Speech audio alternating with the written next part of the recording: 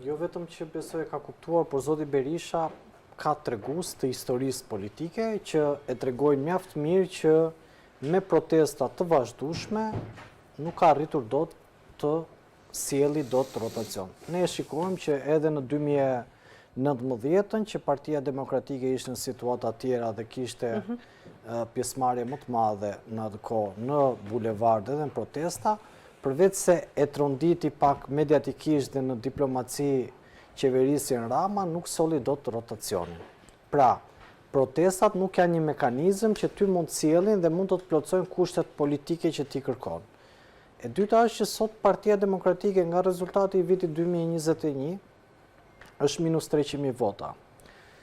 Një prej çështjeve tjera që lidhet përsëri me Partinë Demokratike është që zotit Berisha i ka rënë kauzat e veta dhe nuk ka arritur dot të sjellë ndryshimin e shumë pritur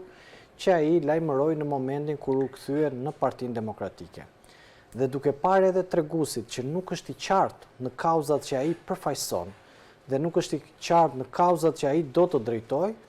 ne shikojmë që ka një tkurrje e vinetueshme të protestuesve në protestat e thritur nga zoti Berisha. Kjo e bën akoma më alarmante se çfarë po ndodh në Partinë